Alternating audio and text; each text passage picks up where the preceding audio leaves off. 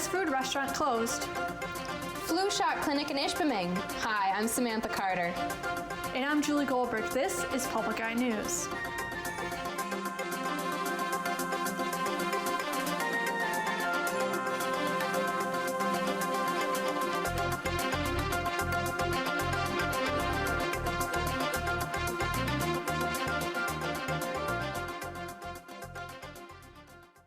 A fast food restaurant in Marquette Township is no longer open for business. Arby's, located next to Bakery Coffee on Wright Street, suddenly closed its doors earlier this week. There's a sign on the front door that reads, quote, "The Arby's of Marquette would like to thank the Marquette community for its support over the years," end quote. A mobile food pantry is set to arrive in Ishpeming Thursday morning. Feeding America West Michigan say that the pantry will be headed to Crossbits Church on North 3rd Street at 10 a.m. Officials say the distribution is open to anyone in need of food in the community. And UP Health System Bell in Ishpeming helped prepare locals for the upcoming flu season on Tuesday when they held a flu shot clinic. UP Health System is trying to make getting the vaccine as convenient as possible. Vaccinations are quick to administer, cost $30, and cover 4 different strains of the flu. Pharmacy Director Doug Anderson advises that the best way to avoid getting sick is to be vaccinated before the flu season starts. The next flu clinic will be held tomorrow, October 6th, from 2 to 8 p.m. And drug addiction is negatively affecting victims and their families in communities all over the Upper Peninsula. In an effort to raise money and awareness for the issue, 3 UP triathletes will be competing in the Ironman North Carolina Triathlon later this month. Mindy Davenport will join Mike Needle and his mother Lori Aho of Delta County to form Team Tri-Sobriety. The event consists of a 2.4-mile swim, 26.5-mile run, and 112-mile bike. The money the trio raises will be donated to the Delta County Task Force to be used in the fight against drug addiction. The leader of an organization that raises money for childhood cancer research has rowed a boat across Lake Michigan for the cause. The Herald Planetarium of St. Joseph reported that Jacob Beckley arrived Tuesday in Chicago following a 65-mile journey from St. Joseph that took about 20 hours. The primary focus of Beckley's group, Row for a Cure, is neuroblastoma, a form of pediatric cancer. A new executive directive signed today by Governor Rick Snyder will improve the trust and cooperation between the public and members of law enforcement. Executive Directive 2016-2 tasked the Michigan Commission on Law Enforcement Standards, or MCOLS for short, to produce a public report addressing the topic fostering public trust in law enforcement. MCOLS is responsible for promoting public safety in Michigan by setting standards for selection, employment, licensing, and funding in law enforcement and criminal justice. MCOLS must complete a study and produce a report within 120 days. In addition to the executive directive, Snyder signed a 17-page bill package updating requirements for law enforcement in Michigan, responsibilities related to the Michigan Commission on Law Enforcement Standards. And stay tuned, because after the break, we'll be back with your national and international news. On Masterpiece, the Royal Simla Club's Fashion Parade. Miss Lena Prasad. Mr. Khan. Mr. Lal. I have a story for your newspaper. You think I killed her? Go on, say something! Tell me where my wife goes, who she speaks to. What have you told him? Indian Summers on Masterpiece. Watch Thursday after Under the Radar on Public TV 13. Welcome back. Today, the Federal Transportation Department reported that traffic fatalities are on the rise. Traffic fatalities have increased by 10.4% in the first half of 2016. The National Highway Traffic Safety Administration is attempting to minimize accidents in the future. The increased rate of accidents corresponds with the accelerated economic recovery that began in late 2014. The Transportation Department plans to spend $1 million every year for the next 3 years for grants for a campaign to eliminate traffic-related fatalities. And Tim Kaine and Mike Pence clashed in their only debate Tuesday night. The event ended up focusing less on the issues and more on the people at the top of the ticket. Mark Albert is at the White House with more details. Yes, The two vice presidential candidates say they're feeling confident about their performance during last night's first and only vice presidential debate. And it was the fastest 90 minutes in showbiz. Tim Kaine brought up negative comments Donald Trump made on the campaign trail as a strategy to keep Mike Pence on the defensive. When Donald Trump says Mexicans are rapists and criminals, I can't imagine how you can defend that. While Pence said it was Clinton, not Trump, who has run an insult-driven campaign. She said that half of our supporters were a basket of deplorables. She said they were irredeemable. They were not America. The debate was often contentious, with one pundit calling it a bickerfest. Tim Kaine was viewed as the more aggressive of the two, interrupting Pence multiple times. But that aggressive nature hurt Kaine, according to a focus group of undecided voters who were watching. His demeanor and constant interruptions undoubtedly came across as just too much for viewers. Mike Pence was all the things that Donald Trump was not in his debate. He'd clearly studied, and he was unflappable pretty much in the face of all those interruptions. Now the attention shifts back to Trump and Clinton as the two will have their second of 3 debates this Sunday. Mark Albert for CBS News, the White House. The Security Council has unanimously agreed that Portugal's former Prime Minister Antonio Guterres should be the next UN Secretary General. Russia's UN Ambassador Vitaly Churkin made the announcement to reporters Wednesday while surrounded by ambassadors from the 14 other Council nations after they held their sixth informal poll of the 10 candidates behind closed doors. Guterres, who served as the UN's refugee chief until last December, led all 5 previous polls. In the sixth poll, Guterres received 13 encouraged votes, no discouraged votes, and 2 no opinion votes, according to diplomats.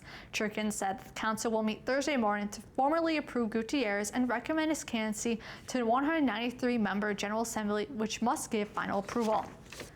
In the Bahamas is expected to receive a direct hit for Hurricane Matthew later today. Forecasters say the Category 3 storm could intensify before it reaches Florida and the southeast. Evacuations are underway along Florida's barrier islands. Don Champion has the latest from Daytona Beach, Florida.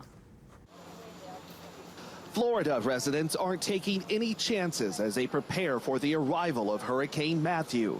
People stood in long lines to refill propane tanks and buy supplies near Miami. We are preparing for the worst, but hoping for the best. Florida, parts of Georgia, North Carolina, and South Carolina are under states of emergencies. In South Carolina, more than 250,000 people are being ordered to move inland. Because the storm changed, we are changing with the storm, and I think that's very important that we just make sure that we do it in phases.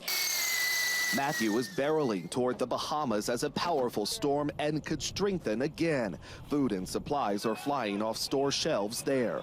My stomach tells me that this one might be bad, but we live in hope and we trust that everything works out well for us. Torrential rain from Matthew caused raging floodwaters to swallow up roads and a bridge in southern Haiti Tuesday.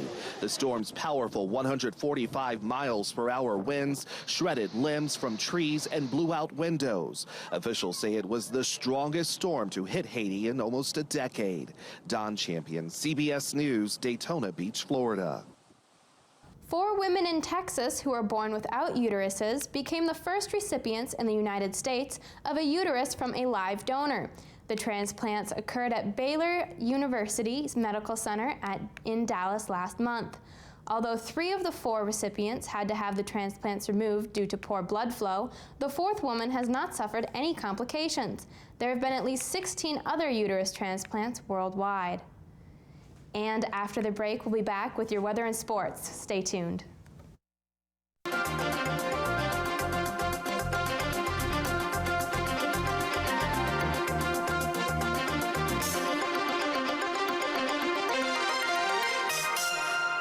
Alexis de Tocqueville journeyed across America in 1831 and defined the American dream. He said, "No American is devoid of a yearning desire to rise." Now, comedian John Fugelsang retraces those steps. We interviewed 200 people in 17 states and over 50 cities to find out whether the American dream is still alive and well. They're giving us an American nightmare. Dream on. Friday at 10 after getting ahead on Public TV 13.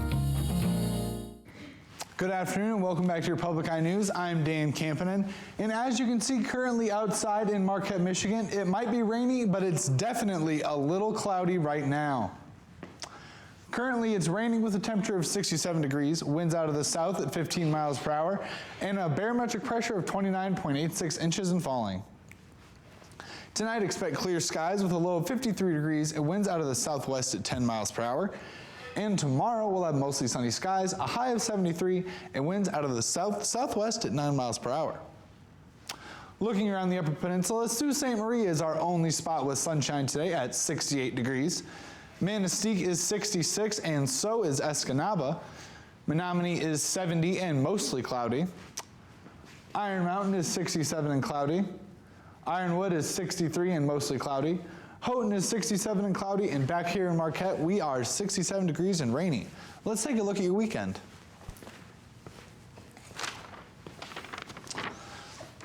On Friday, expect a high of 56 degrees, a low of 41 degrees, and mostly cloudy skies. On Saturday, expect a high of 53, low of 41, and mostly cloudy skies. On Sunday, we're going to have mostly cloudy skies again, and a high of 55 and a low of 47. Well, Julie, this weekend's weather is not very exciting. But I hear Marquette got quite a bit of excitement last night. Oh yeah, they got to see a good NHL preseason game. Wonderful. After 5 months of patiently waiting, fans got to finally see an NHL preseason game at Lakeview Arena. The arena was packed with over 3,000 screaming and excited fans who saw the Buffalo Sabres beat the Carolina Hurricanes 2-0. No scoring occurred in the first period, but 1:39 into the second period, Nicolas Desouliers scored to give Buffalo a 1-0 lead. Then with 2:29 left in the second period, Sam Reinhart scored to give the Sabres a 2-0 lead, which was ultimately the final score. Robin Lehrer had 28 saves for the Sabres, while Cam Ward had 25 saves for the Hurricanes. Continuing with some preseason hockey, the Chicago Blackhawks beat the Detroit Red Wings last night 6-1. In the first period, Ryan Hartman and Vincent Hiroskosa both scored to give Chicago a 2-0 lead. In the second period, the Blackhawks continued scoring as Richard Panik and Nick Schmaltz both scored. The Red Wings finally got on the board in the second period as Louis-Marc Aubry scored, but the Wings were down 4-1 after 2 periods. The Blackhawks continued their score in the third period as Alexandre Fortin and Anton Anisimov scored to give the Blackhawks a 5-goal win over Detroit. The NHL regular season starts next Wednesday. And last night, the Major League Baseball playoffs started with a bang as the Toronto Blue Jays beat the Baltimore Orioles 5-2 in 11 innings in the American League wildcard game. Tonight, the playoffs continue with the National League wildcard game between the San Francisco Giants and the New York Mets. Starting for the Giants is their ace, Madison Bumgarner. This season, Bumgarner went 15-9 with a 2.74 ERA. The Mets are sending Noah Syndergaard to the mound. Syndergaard went 14-9 this season with a 2.60 ERA. The winner of the game tonight will face the Chicago Cubs in the National League Division Series. First pitch is at 8 p.m. tonight on ESPN from Citi Field in New York. Well, Sam, I heard you have a story about a political party that might get some interest from lots of people. Yep, and I'm just about ready to join it. Don't want to vote Republican or Democratic this election? 42-year-old Josh Friedman has your answer. The Massachusetts man founded the Pizza Party, which is officially recognized by state election officials. While no Pizza Party candidate has ever run for office or raised any money, the party has 184 registered voters. Well, I'm just about ready to join it. It sounds delicious. Oh, yeah. Yeah, that's my kind of party right there. Yup, especially with the election being what it is. It's an excellent choice. Yes, it is. And I gotta say too, Julie, we're out of time. Have a good rest of your day, and be sure to tune in again to Public Eye News tomorrow.